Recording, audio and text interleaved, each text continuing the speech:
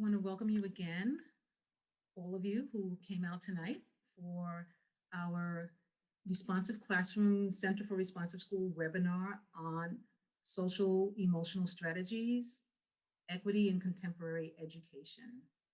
We're happy to be here to be able to talk about our state of education today and how social emotional learning is playing a role and is probably even more so than we probably took a look at before, playing a role in education in a big way in all that's going on around us in the world.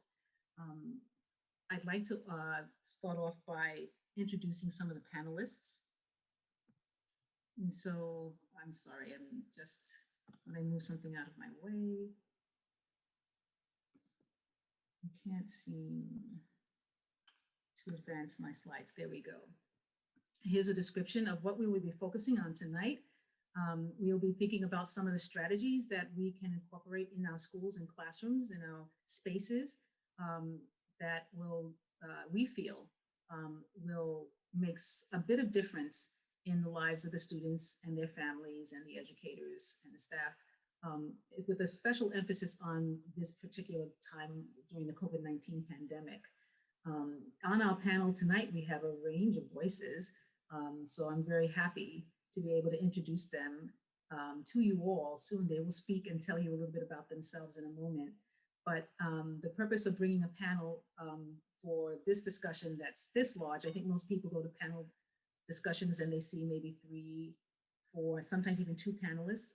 But the purpose of doing this with 7 people is that we wanted to get that voice of who will be interacting with a child at any given point during their education career. Who are the ones that help supply the books in the classroom? Who are the ones that actually go into the classroom and teach them, whether they're currently teachers or retired? Who are the ones that might meet them on their journey through special education or through a disciplinary referral?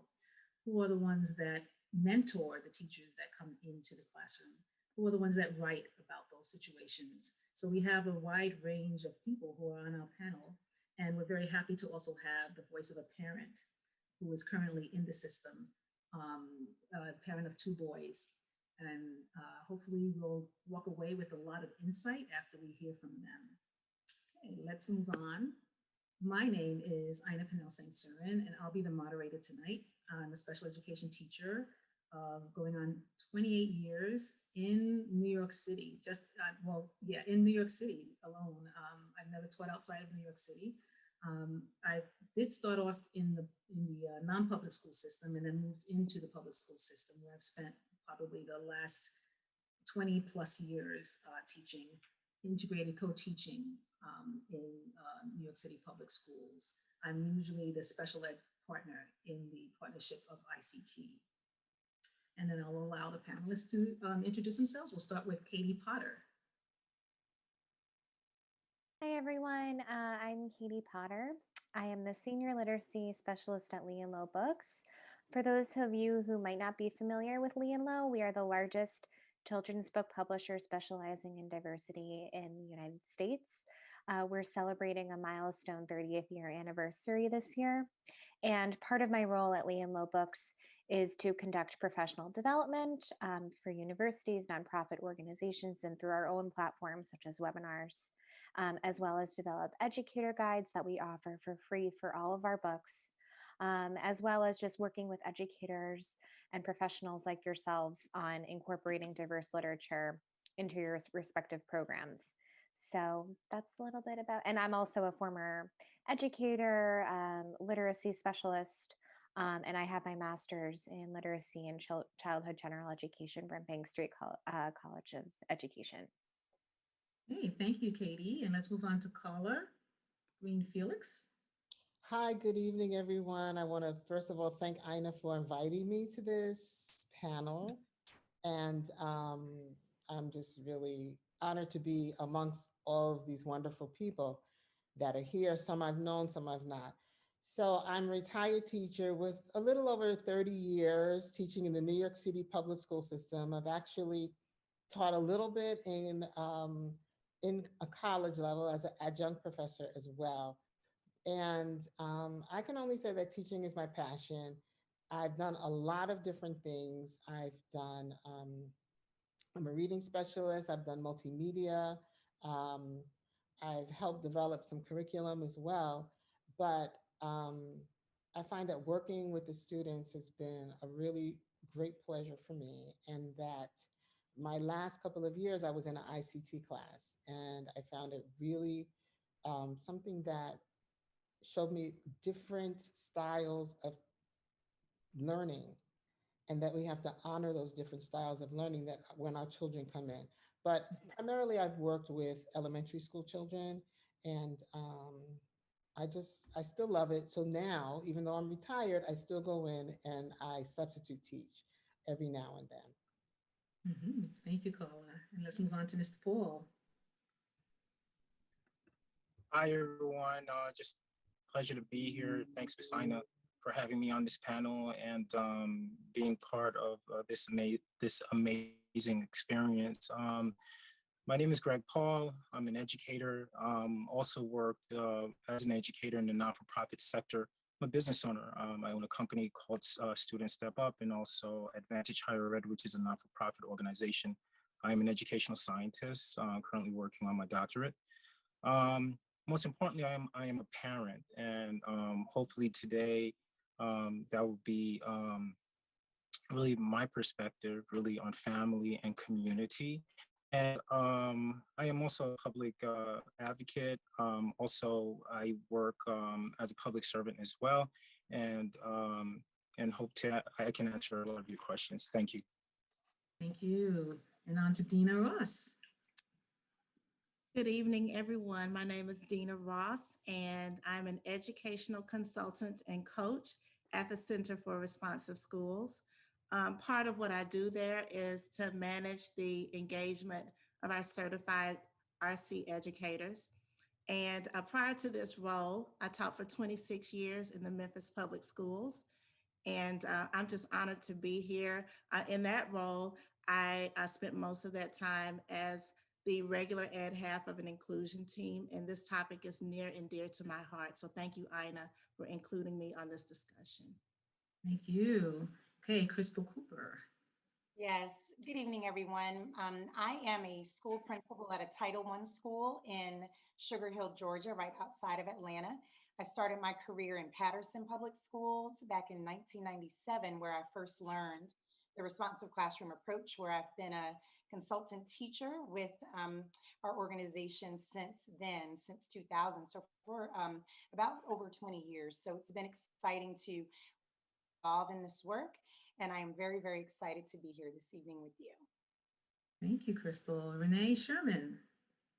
Hi, good evening, everyone. My name is Renee Sherman. I am a school psychologist with the New York City Department of Education for the past 23 years. Actually, colleague of Ina as well. My work is primarily in elementary school and with some preschool experience as well. So in addition to my role as the school psychologist on the school-based support team, I work with pre-K students, elementary school students, helping families to obtain special education services for their children. And also during the school day, working on the pupil personnel committee, equity team, school implementation team, and really just supporting students, families, the school community, and all teachers, and working to continue to promote social justice and advocacy for our school community. So thank you for being here. Thank you. And then Cal the Crow. Thank you, Ina. I'm speaking to you all from Colorado in the mountains here. And I'm a retired elementary school teacher. I taught for nearly 40 years and have worked for Responsive Classroom part-time for more than 20 years. And in that role, I've gotten to visit so many different schools with such diverse populations that I've had the opportunity to learn a lot about how to meet the needs of children from diverse communities. I'm a Responsive Classroom author. I write books for Responsive Classroom, and I'm very excited to be here. Thank you, Ina, for inviting me.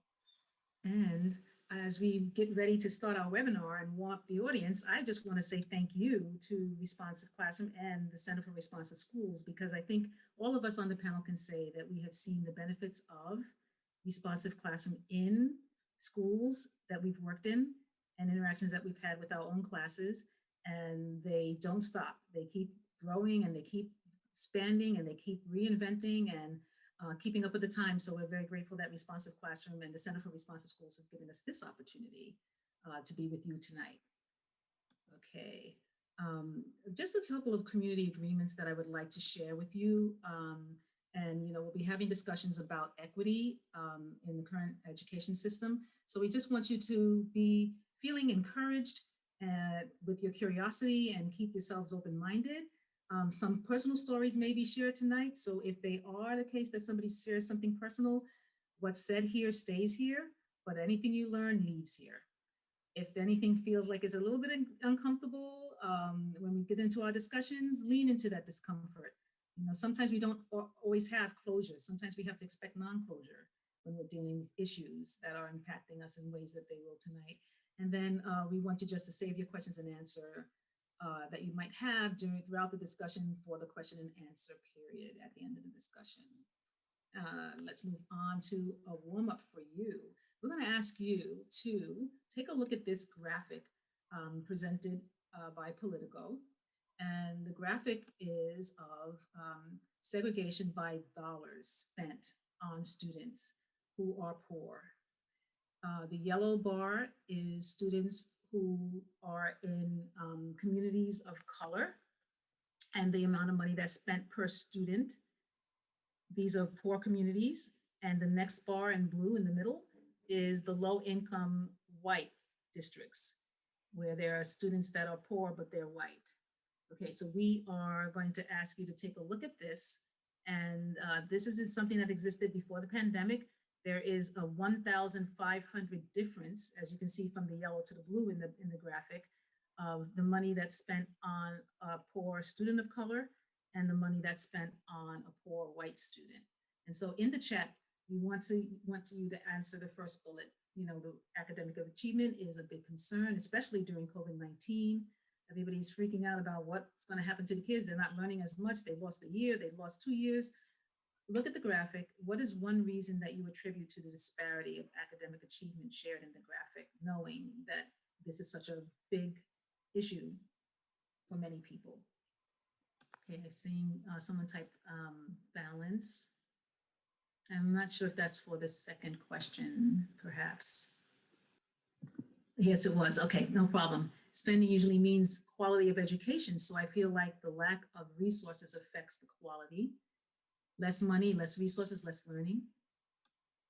Okay, and I'll share out one more from the panelists, from the participants. Limited amount of resources and materials available to staff and students. Okay, let's go on to the next one. You can keep typing because the next one will not be the chat.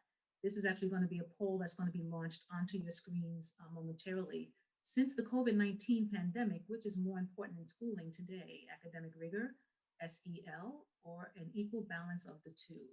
So you can make your selections and we'll give you a few seconds to get those in. And then even if you don't get it in, that's okay. We'll be able to post whatever respondents have selected in a moment. Okay, so we're seeing that only 2% of you agree that academic rigor, is the priority. And then there is almost a tie for both and for SEL. Okay, all right, so now that we've warmed you up to what we will be discussing, we're going to move on to our first set of questions for today. In order to really appreciate the panelists and what they will be saying about these questions that are going to be presented next, we want you to take a look at the definitions of SEL competencies that we have on the screen here. The first set of definitions on the left side of the screen is what we share in the Center for Responsive Schools in all of our work that we do. Whenever we do workshops or we do books that we write, trainings that we do with classroom teachers, this is the one that we share: the cooperation, assertive responsibility, empathy, and self-control. It parallels to the same types of skills that the Collaborative for Academic, Social, and Emotional Learning, CASEL, shares as well. So there's a parallel between those. This is the reference point that we're going to be working from tonight when we talk about social emotional learning. And so we'll move on to our first question, keeping in mind that these are the competencies and the definitions that we're going to be speaking on tonight. So for question 1, knowing that the disparity shown in the charts that we just looked at, presented at the beginning, and still exists and has existed for centuries in the US education system, which do you feel needs to be prioritized in education, academic rigor or SEL? And we want you to explain your responses. So we're going to go to the panelists now for their thoughts on it. And we'll start with Renee. How would you answer that? Hi, thank you, Ina. For me, it's not an either or. I think that in order to get to the academic rigor, we need to develop children's social emotional skills. You know, there seems to be a trend in education where there's an assumption that children already know. They come in knowing these skills, so they're not directly taught these skills anymore. They're not developing them in the classroom, in the school community. So it's really important that we begin to put those skills back into education. Right now, it seems to be solely focused on what your reading level, your math level. Are you writing? We need to get back to some of the basics and play and exploration and children seeing adults engaging in those social emotional activities as well, and using language appropriately. So all those basic skills that we take for granted, that we assume that children know, a lot of times they don't, or they haven't really practiced them. So we're not giving them the practice. So we need to begin to focus on that knowledge, and the academic rigor will come because children will be engaged, they'll feel confident, they'll know what's expected of them, they'll be able to take that academic risk and just risk in general, and they're going to want it and they're going to want to do more. So we need to be able to make that shift and see and really show how important the social emotional development of children really is, and we can start teaching that. This pandemic has given us the ability to really reshape education and think about what's important for all students, what's important, for children of color, for low income students. We have the opportunity to do that now. So I really feel we have to start with the social emotional, and then we can get to the academic rigor. It will come. Okay, Carla, would you like to add on to that? Yes, thank you. I totally agree. I actually think the SEL should come first. And I have like case studies where I've seen, I don't know if Ina, you remember Greta. So this is a young girl who was called a runner. And at the beginning of the year, she would just run out of the class. She would scream, she would draw on the walls. And I was like, oh my gosh, I don't know what we're going to do. But then I saw my co-teachers, Ina and Rosa, work with her and get her to a point where she felt safe. And I think when we deal with the social and emotional issues in the classroom, where children can feel safe to speak their truths, to speak about the emotions, talk about that something is bothering them, then we can get to the academic levels. They have to trust us.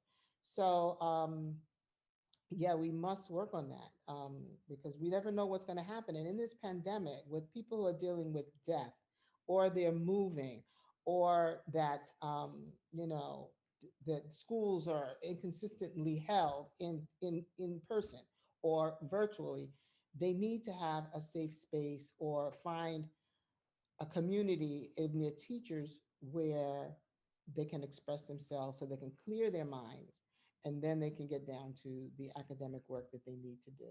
I mean, how many of you know that if you've had like an argument with somebody in your family and then you try to go to work, you can't get right to work. You got to take a moment. You need a woosah moment to say, okay. And that's why I'm at this point where I think the SEL is a little bit more important right now, especially during COVID. Hey, thank you, Carla. And Kalfa, could you talk more about that? I can say more things. Renee and Carla, I totally agree with both of you. but maybe I have a slightly different take on it, which is that in order for children, for especially for Black, Brown, and indigenous children to break that achievement gap, they need academic rigor. And when a teacher has high expectations for children academically, they feel supported. They feel like the teacher cares about them.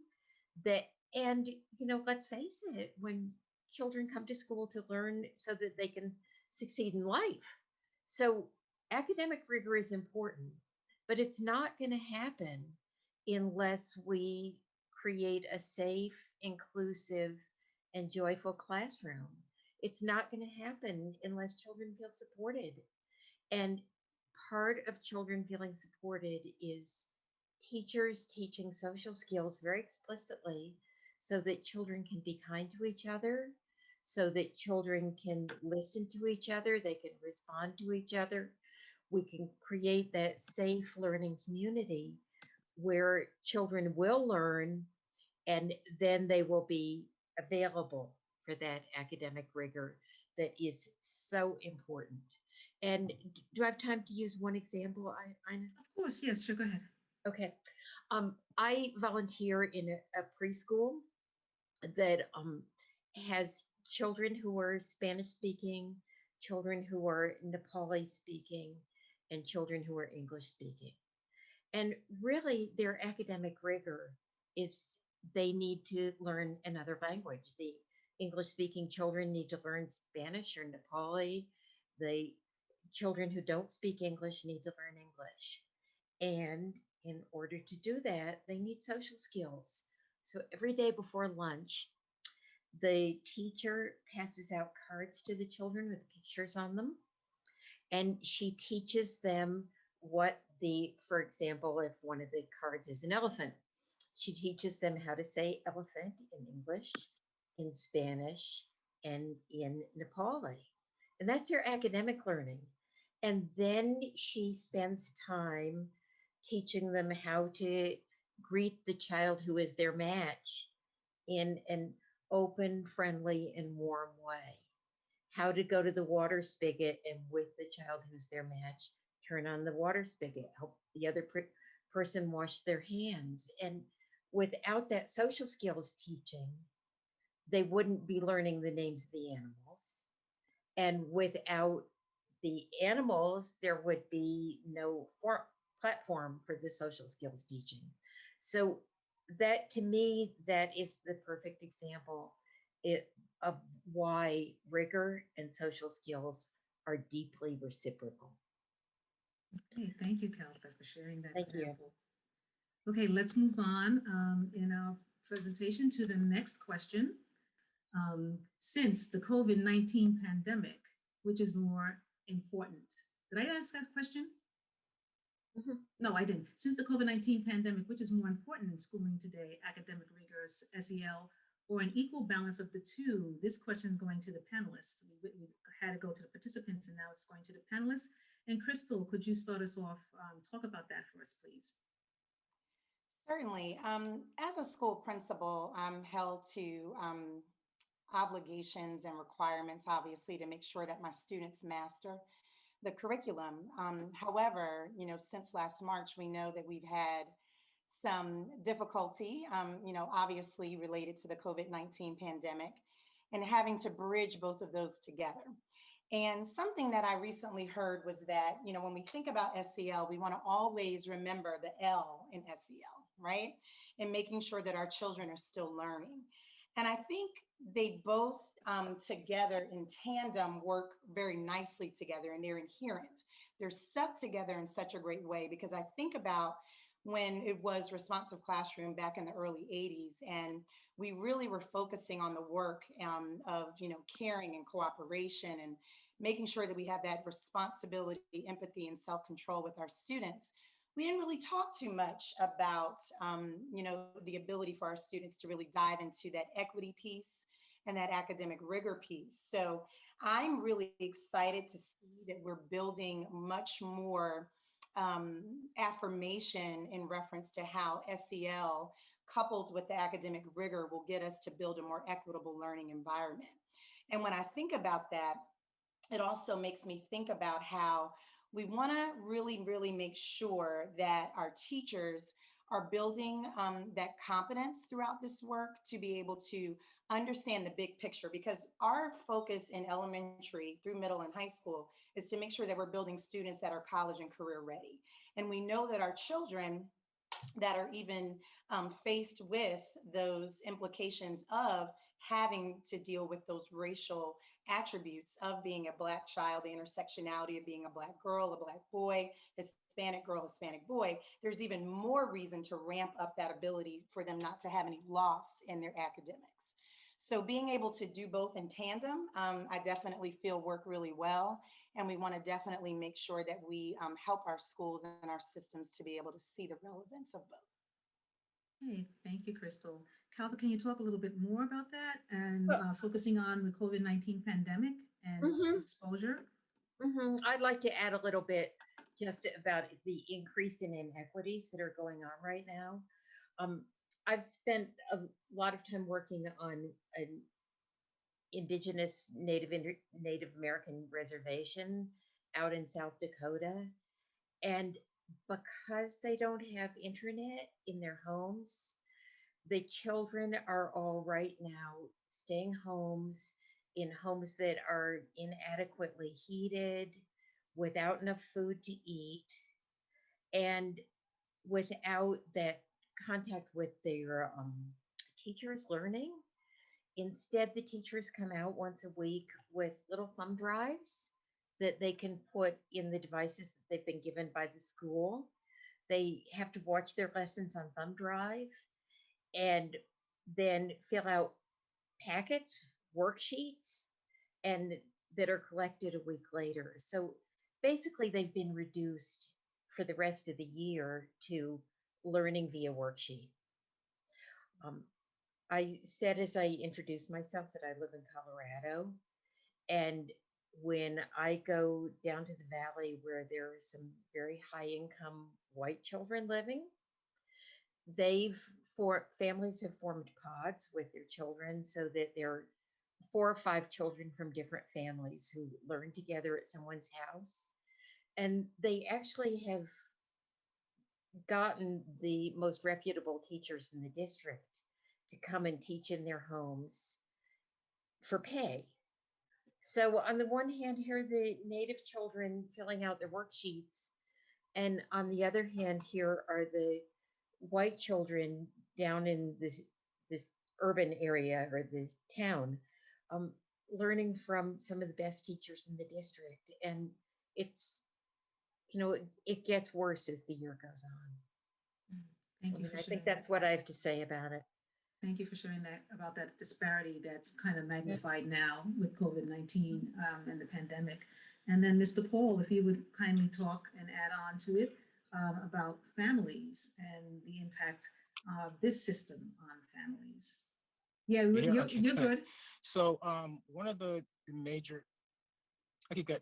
So one of the major thing that the pandemic really exposed, in my opinion, is, as we know, really it's the lack of resources, but more importantly, it's really this gap that exists really between the home and the school. And so in my personal experience, when school was in New York City, when school was actually, when we were told that our kids had to work from home, do schoolwork from home, for me, it was devastating. It was emotional. But however, I thought I had this, right? But what dawned on me is that my son has a disability. My younger son has a disability. And where he had, for example, a number of experienced teachers, more qualified than I really to work with his condition, I just didn't have those skills. Okay, so what I realized really quickly was that we were both frustrated. He was frustrated, I was frustrated. Just really, just not a good moment for us. And what I started to realize was school did not have answers. No one really was answering the question of how is my son going to learn during this time. And then also I was working from home, and mom is an essential worker. Okay, she works on the front lines. So I had to really take a step back. And the first thing I decided to do was really understand, just working within the system, having this understanding that no one has the answers. So what I had to do was really throw out like a lot of the things that were required and really start from scratch, because I made a commitment to really understand what my son was learning and who he was as a person. And it's really unfortunate sometimes how we allow the system really to kind of take over, especially as they get older. I just had a sense that outside of, just me coming home and dealing with my son, of course, in the evening, when it came to school and his day-to-day activity in school, I just didn't have a clue, because I was afraid of his learning need and feeling that I could not. But however, I took a step back, and then I realized that, number one, he is my son. So, and be it that I love him, I also knew that I had a number of resources, just being an educator. And then so what I did was did a lot of research, and then we started to implement more social emotional techniques at home. So it took me really a couple of months to get a system going, and it was really as such, right? So first I had to be self-aware, and I had to teach him how to be self-aware. Number one, that he had a disability. Number two is that we didn't have to get everything done. Okay, we were under a pandemic, and we had to deal with the emotions. I had to have him really understand his limits, right? And I had to understand his limits. I had to understand my own limits as well, and how to deal with him, and how to work with him. Okay. Then we came up with self-management tools. So I made a decision really early that he was going to get up in the morning at 6 o'clock in the morning, and we did that all throughout. I had to clean up my office space, put a desk for him and myself, and commit to his learning and my workspace. I had to help him to understand his thoughts a little bit better, his behavior. When he had an outburst, it was really calming down and not giving into. And at times I really felt that it was a struggle, because he wanted to be in school, and he couldn't have school. And it was hard for him at times to understand. So we set some goals for ourselves as well. So we set some goals really to, number one, he had to complete the work. And then so one of the things in having a discussion with him was that, with everything that was going on, him missing his friends, he would commit to half a day. So we did half a day, and everything went out after that. So I let him do what he wanted to, so he can at least get his mind together in the afternoon. And which brings us to, just social awareness. So under social awareness, with everything going on, I was glad I gave him half the day, because then it kind of gave me time to break and to really talk to my employer, and to kind of set up a schedule where for the rest of the afternoons, I would actually have time to sit down with him. I'd have time so that we can talk about things going on in the media. So as you know, this summer was the summer of everything, right? So we had Black Lives Matter, we had Mr. Floyd's situation, we had Juneteenth. And my son and I really, really had some strong and positive conversation about, both of us being African-American male, and the American system, the pride of being an American and what it meant. But also it also came with just some of the challenges, some of the issues that was going on. Then we had to manage his relationships. Now, the thing with us being at home, we were at home together all the time. And I understood he didn't like that all the time. And I didn't necessarily, he didn't always have to be in my space. I didn't have to be in his. So we tried to really understand who his friends were. And I came to really understand his relationships a little bit better. I gave him time really to connect on the internet with his friends, and gave him that space. Between him and his older brother, constant conflict. So it was an opportunity for us to really look at conflicts a little differently, and have them work out their situation instead of me always working it out. So overall, we had to make quick decisions. We had to learn how to, how to make decisions overall. Number one, I'm very glad that he chose that, or we chose together, that we're going to learn together, we're going to grow together. I'm glad now that I really understand what my what my child is doing at school. And not to say I wasn't there before, because Miss Ina, no, Miss Ina is actually both of my sons, she had them as they had her as their teacher. But what I came to understand more is that I have to understand really what their disability means, and what it means moving forward. So I say all of this really to really stress that schools have to work with the home a little bit better. I think as young people age or get older in the system, especially those with disabilities, homes with disabilities, social emotional learning is needed. And so schools really should work a little bit better with teaching and showing within the school, like how to deal with your emotions and deal with problems. But more importantly, I really believe as we move further, the home will be a critical part of what we do moving forward. And so teaching parents these skills, will really help them as they helped me. And so, so I'm really grateful as a parent that, I had these skills, and I hope that we can actually reduce the gap. Thank you, Mr. Paul, and such a personal story that you shared with us all. It's very poignant. I'm glad to hear that the partnership is existing between you and your sons, and that the SEL learning is actually continuing thanks to you. Yeah. All right, let's move on to the third of 4 questions. And whoops, I think I just skipped it. Yes, here they are. This question 3, what do you feel educators can do in the classroom and school level to address equity and SEL in classrooms and schools around the country? And so for this question, we'll start with Crystal, and then move on to Dina and Katie.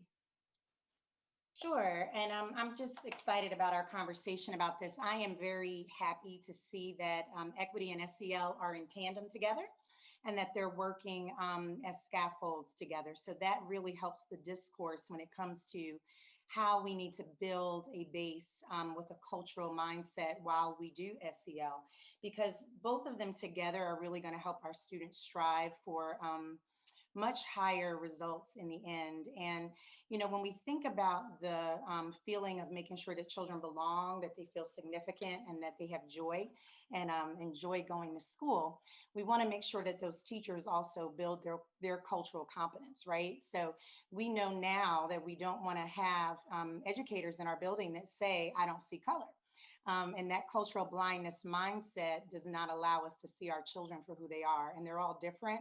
They all come with different attributes.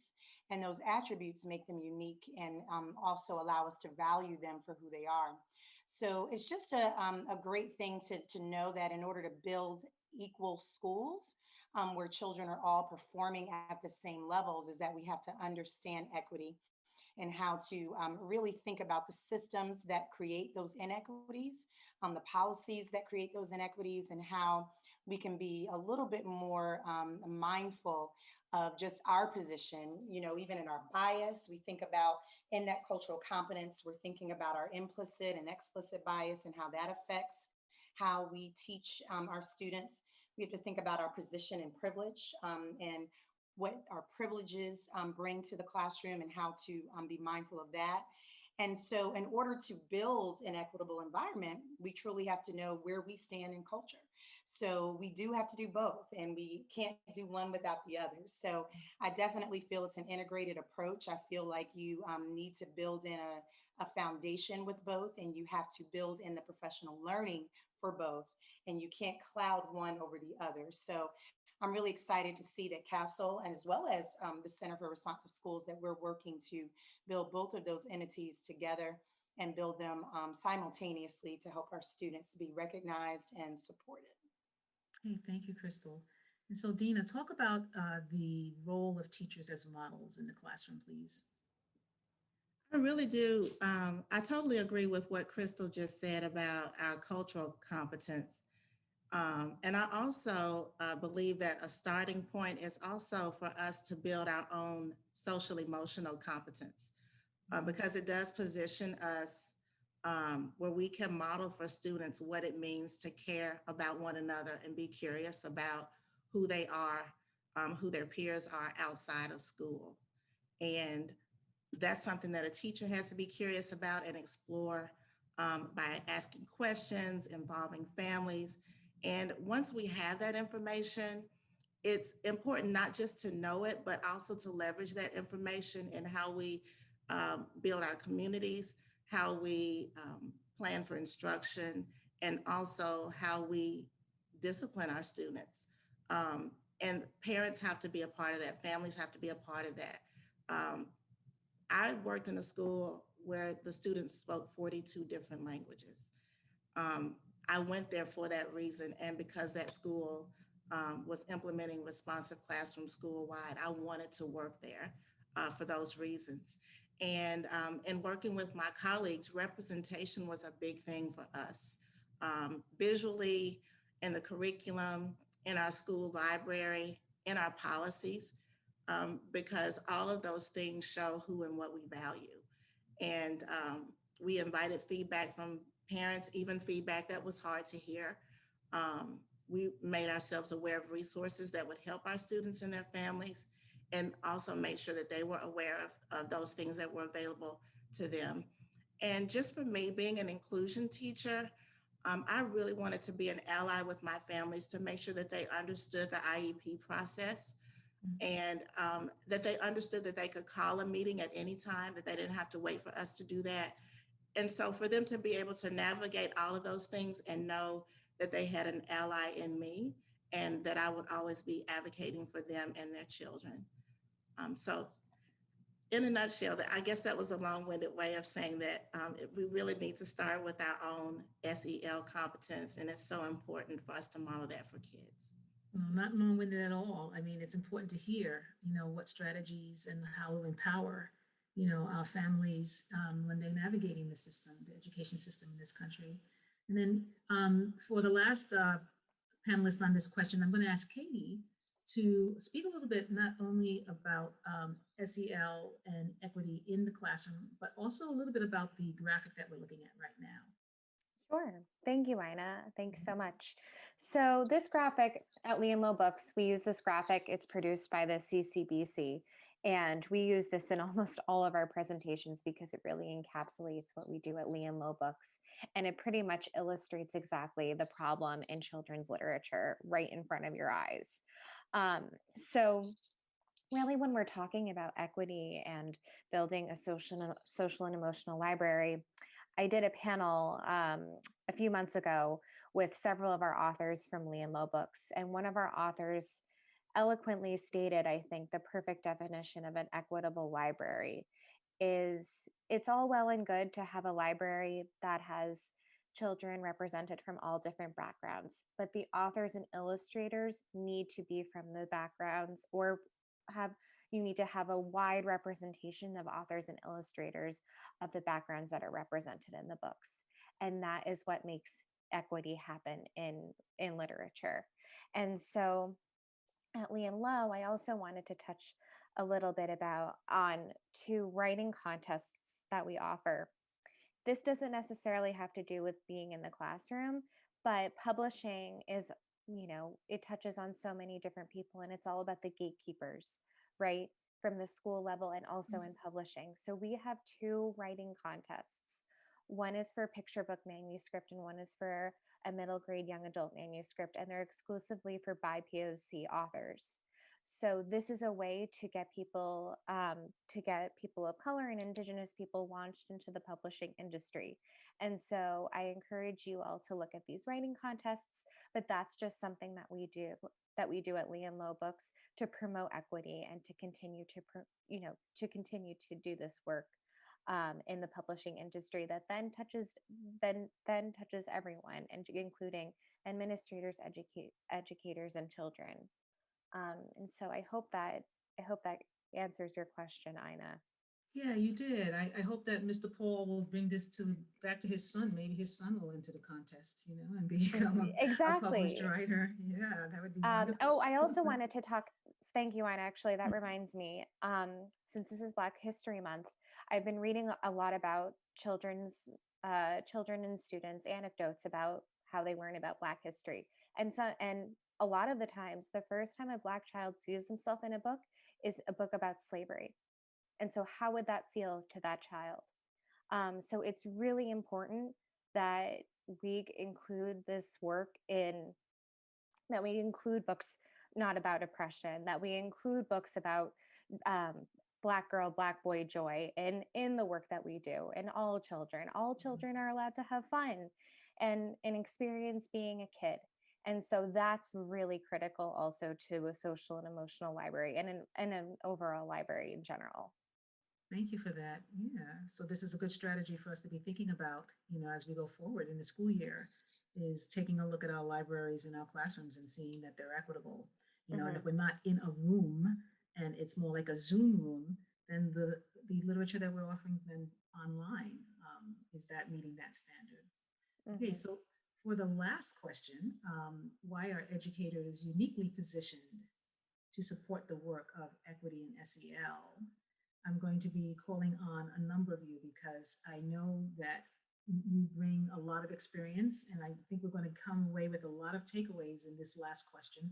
So I'm going to ask, because of the time, I'm noticing that I think we have enough time to get everybody who wants to speak on this an opportunity to speak about this. So this will be kind of like a question for all of you. And I'm going to ask if you'll consider 2 minutes or less for your response. Why are educators uniquely positioned to support the work of equity in SEL? And we'll start with Crystal. Crystal. Mm-hmm. What better place than an educator, right? To be able to build that modeling, to be able to do that from the beginning of the day to the end. And, I've had a lot of opportunity tonight to just advocate for the work of both in tandem together.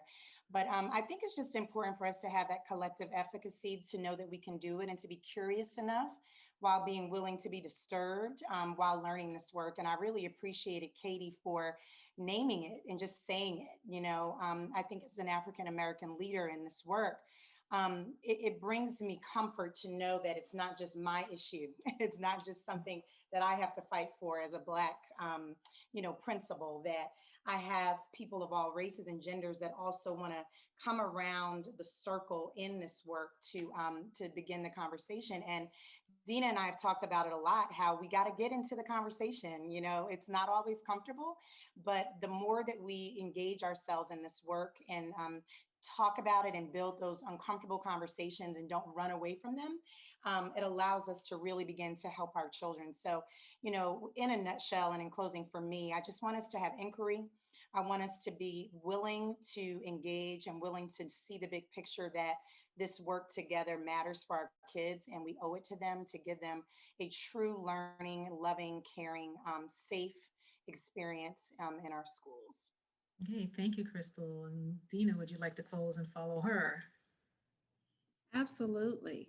I think that whether our students go to school with kids that are mostly like them or whether they're in very diverse environments, because they spend so much of their time with us at school, we are uniquely positioned to do this work of equity and SEL and partner with their families and making sure that they have the skills and resources that they need to be successful. And I do have to admit that this is not something that I was always paying attention to.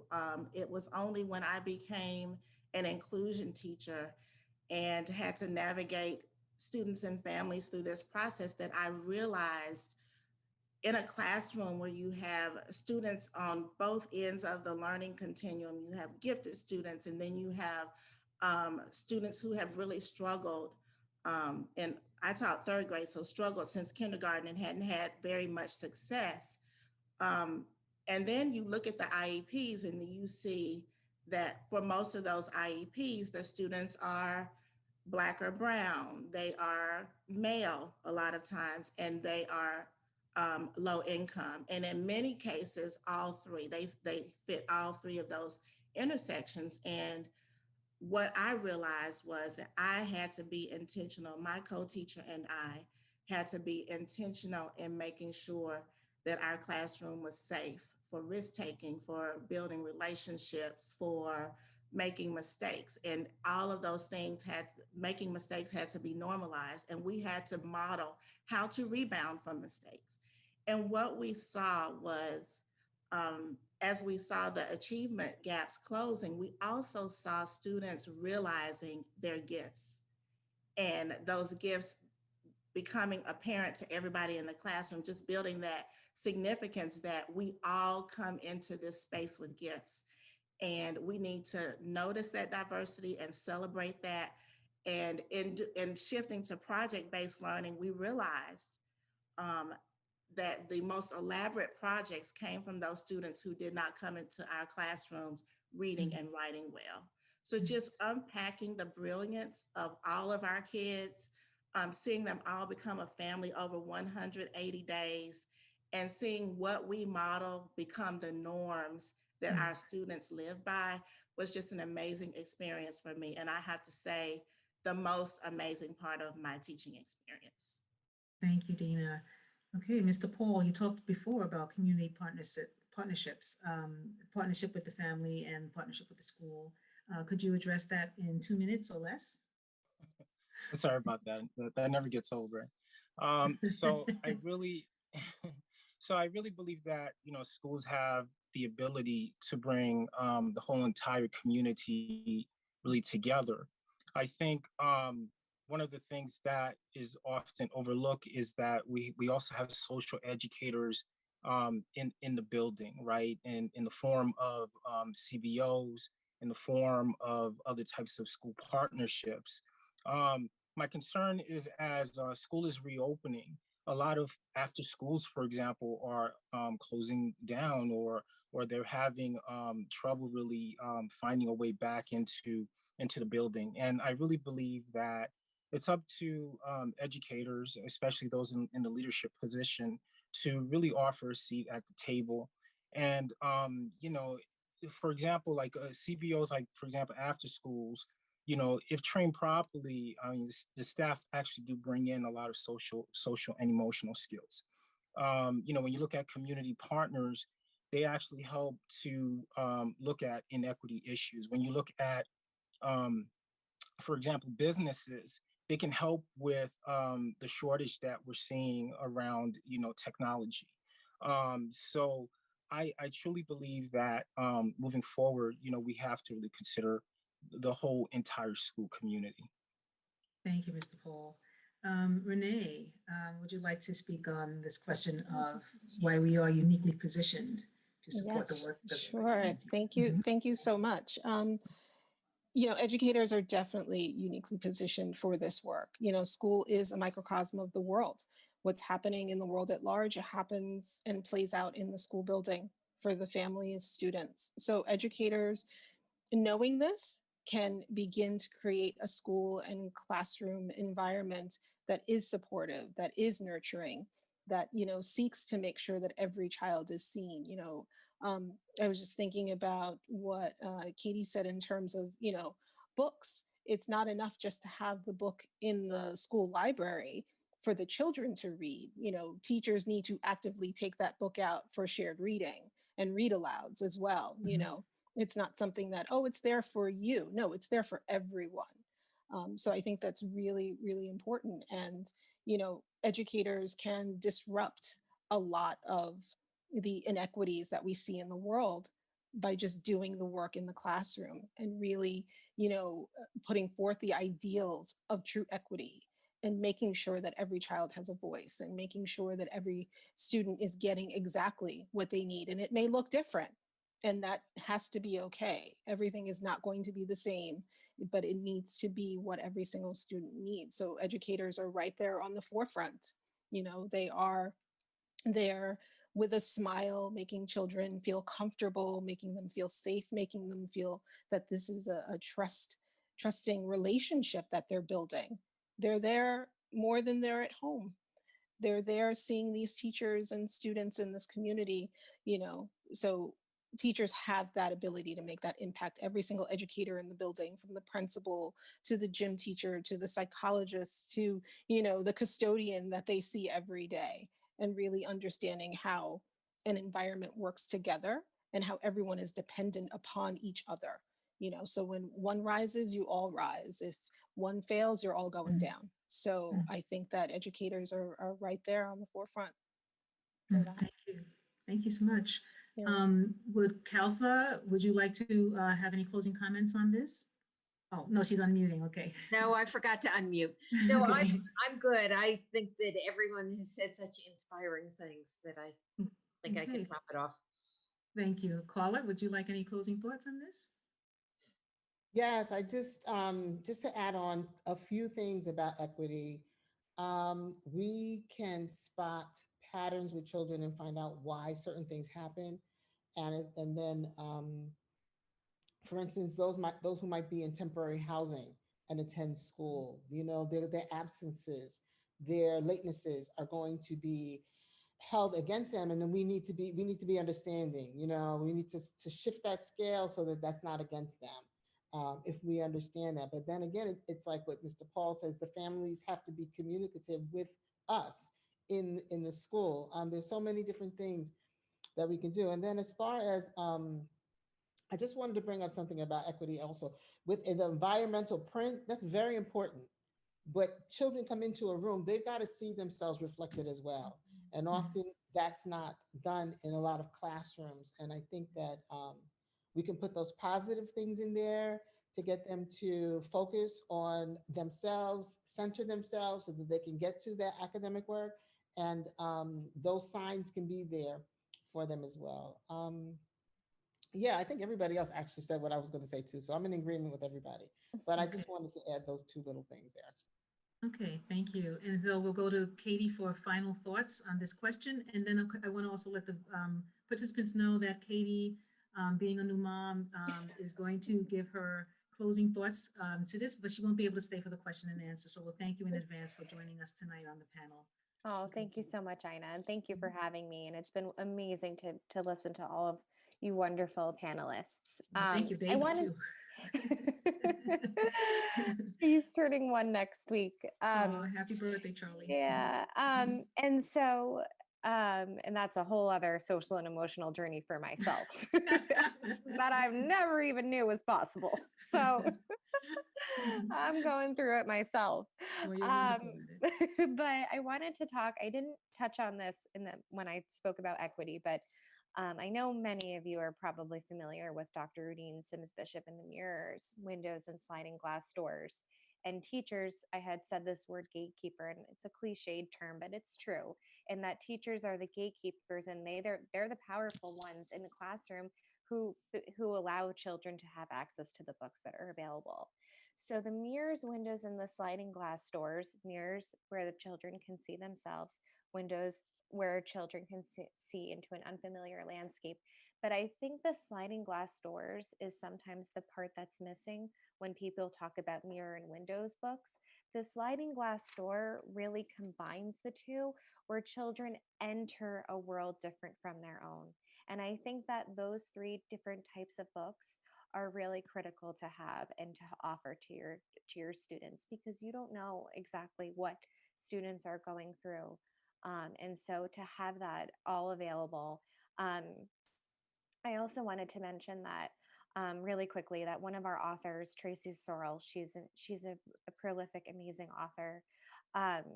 And she's from Oklahoma, and she basically said, and this kind of talks about what Kaltha said, imagine that all of your students are native. You don't know where students are coming from. You don't know their backgrounds. So it's really, really important to have all of that encapsulated in your work and in the books that you offer in your classroom. Yeah, and I want to add on, Katie, listening to you, that when you have those 3 working in tandem, the mirror, the window, and the sliding glass door, that the sliding glass door really allows you to be able to change perspective. Yeah. So that if you enter one way with this perspective, the door slides open, and then you can enter into a new perspective, because you've had the opportunity to see the mirror, see the books through the mirror, see the books through the window, and then the sliding glass door, which is allowing you to enter and become enlightened. Yeah, thank you for that. All right, so I want to thank all of our panelists tonight for all their thoughts and their wisdom and their expertise. We are now going to open the chat to questions and comments. I think we have some already. I'm going to stop the screen share, and let's see what we have going on in the chat. Aside from some thank yous, so thank you, that's very kind of you, community. Let's see if I can find one. Let's see. Your thoughts and comments are so spot on. Thank you for sharing. Let me see if I find a question. A lot of thank yous. Well, thank you. I thank you right back.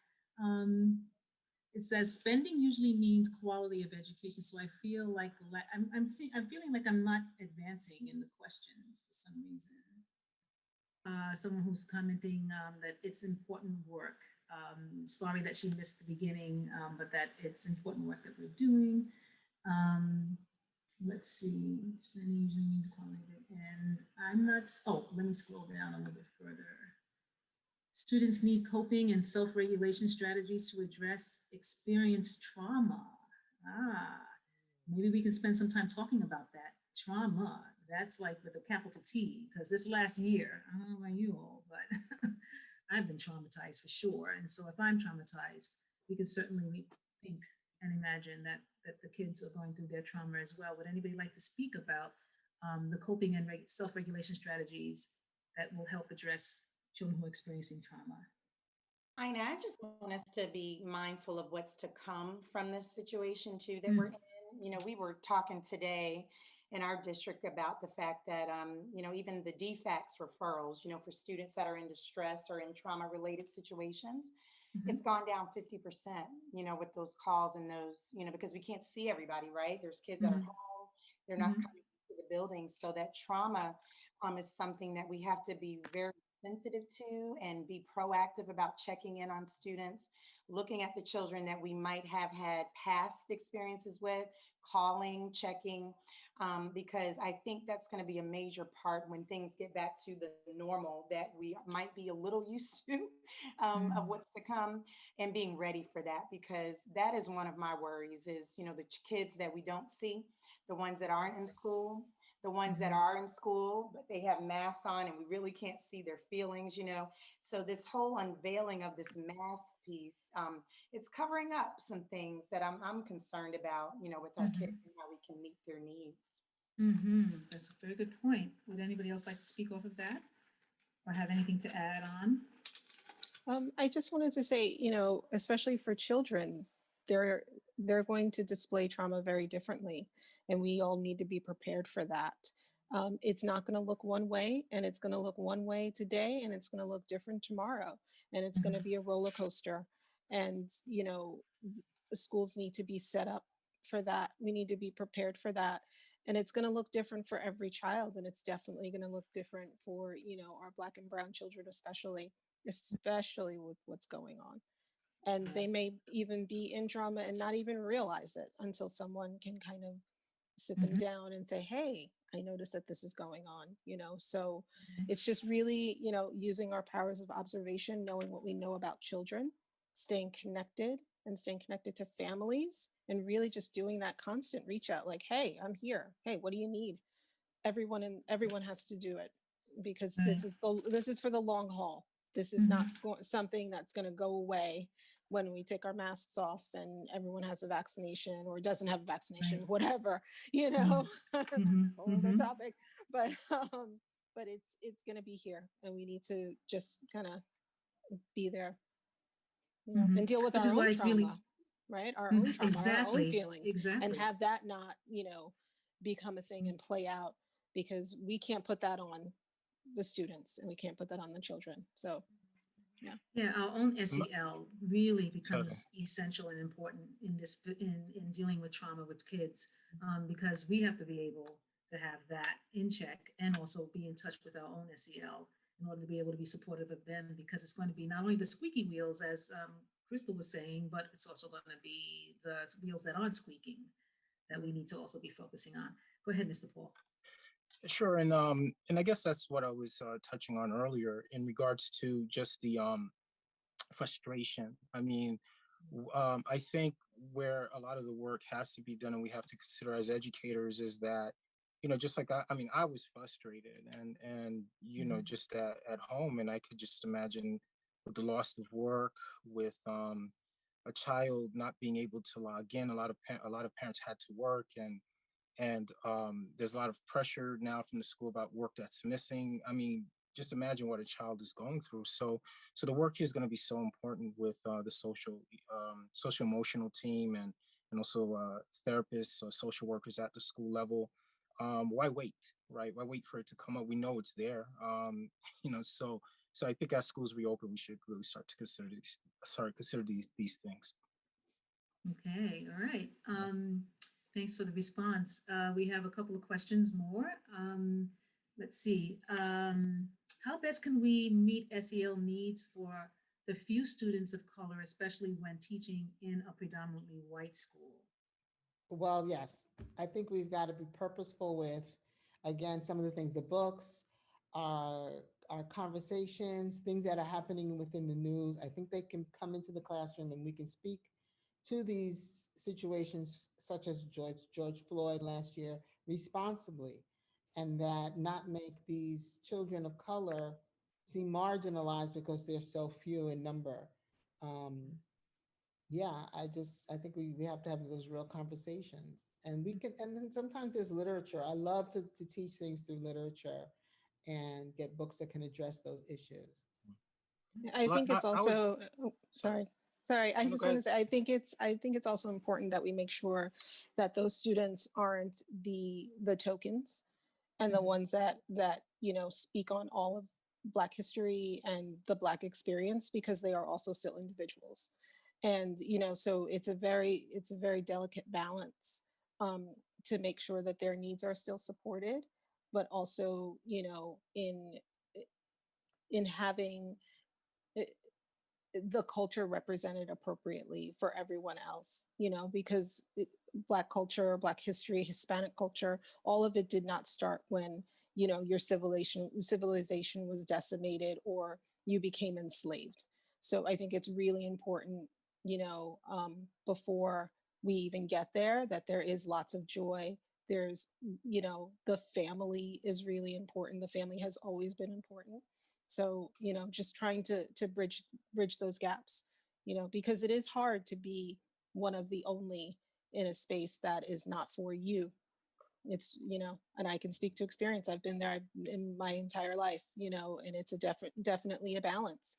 And figuring out who you are as a person, as an individual, and the gifts that you have and that you bring, but also being careful to take care of your own self, because that could be a lot of pressure on you. Well, I was gonna say I was fortunate. I had a Miss Ina for both of my boys in that similar situation. So I mean, I would really recommend the senior staff just really looking at just hiring more people of diversity, and have a diverse workforce. And then the other thing too is mentoring. I think just having CBOs in place where you may have men of color, young ladies of color that are on college level, or just wanting to give back, if they can really come into the institution and just work one-on-one with several of the young people, like in after school setting, or even within school time, or pushing into the school time. I think that would be pretty awesome. But yeah, that's Okay, what I would recommend. thank you. So there's about 4 questions left, which I think we can get to before the evening ends. One question starts with a comment that goes, it's so important to build community, and that's so is capital SO, and that educators need to really understand their own biases when educating children of color. So how do we educate the teachers who find this a challenge for them, a challenge to educate the children of color, to lift their voices up in the classroom? How do we support them?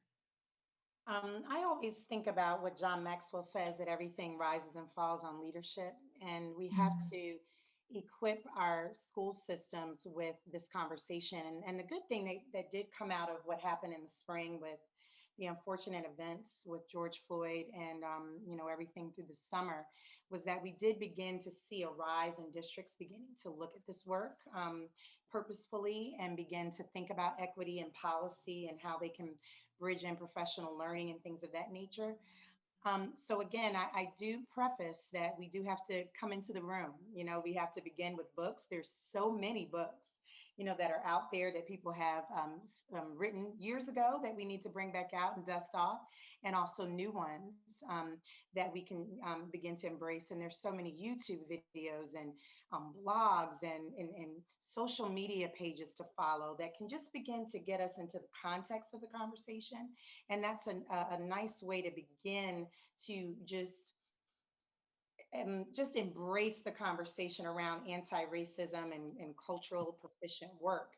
And I think the more that we embrace the conversation and conversations with others of other races, and ask questions and commune with people that aren't like us and that have different views, I think it allows us to be able to have a little bit more empathy for our children. And I think about, just the work in schools, and someone has to open the door, and you have to say, okay, we're going to do a book study, on this, or we're going to in a light, tea and conversation about this. And I think the power is in the conversations like this, keeping these webinars going, allowing people to ask questions, really helps us to begin the conversation and keep it moving. So I just think the continuity of it, the willingness to be disturbed when some things don't always sit with us, but not closing the door, but asking more questions, asking why did that disturb you, or why was that something that I need to adjust or change. So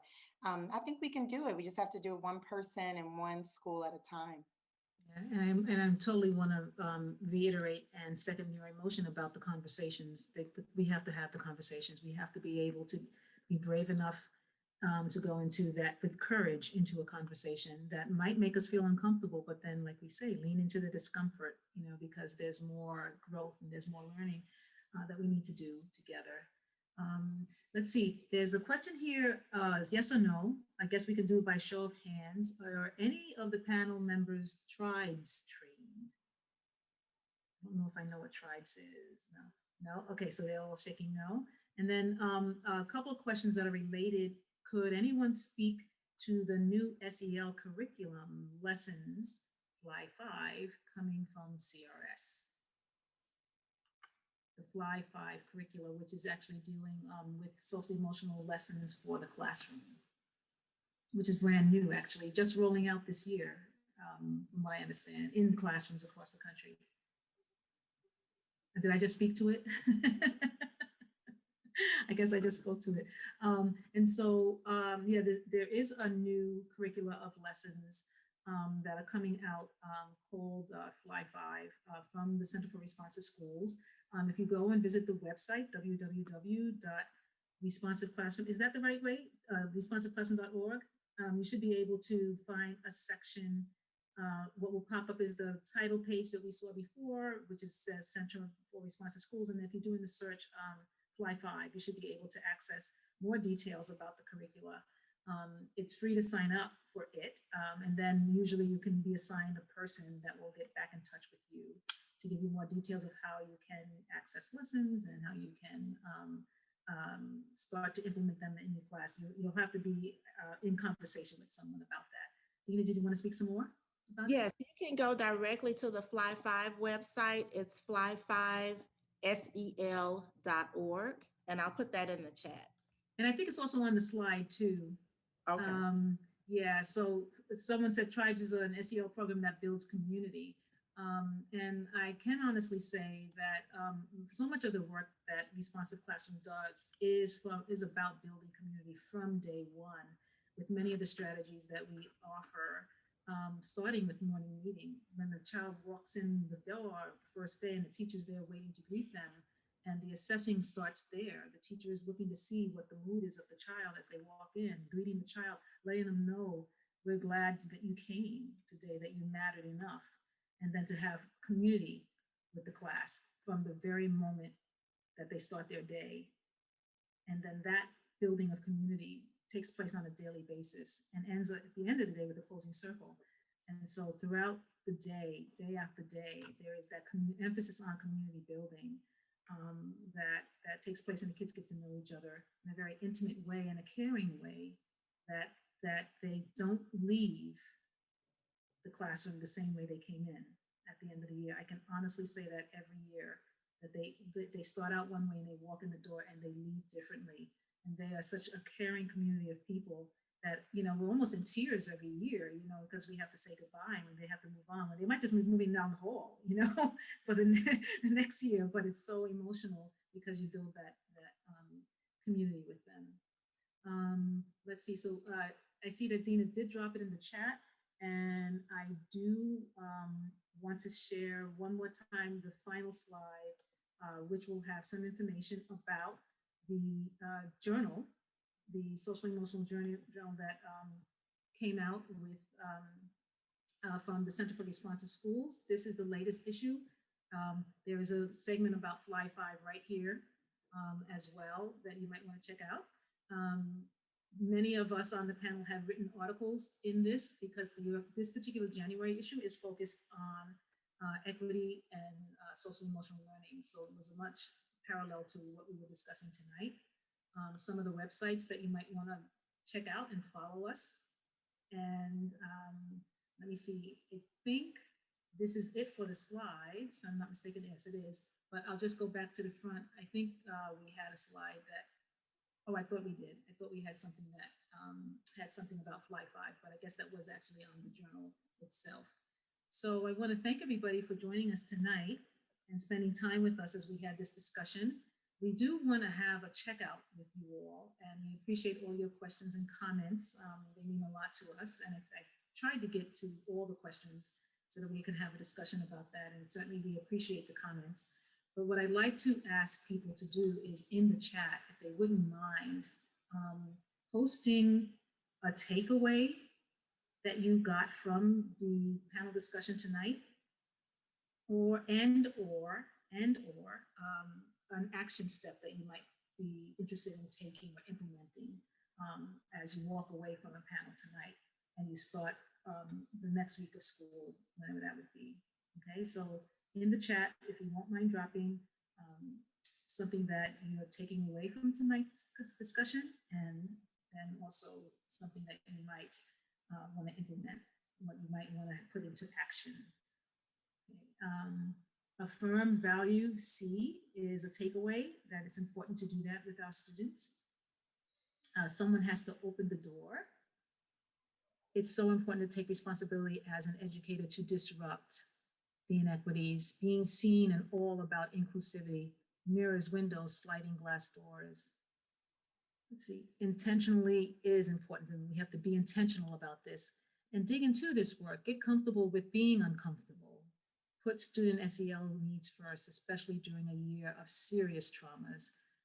The image of the sliding glass doors, I love that image too.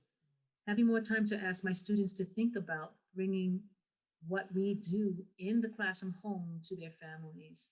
There's that connection with the families. Be intentional about connecting to stakeholders, doors, windows, and sliding glass doors. I have read about mirrors and windows, but for some reason, the sliding glass door hit me today. Yeah, good. We're glad that you could take that away.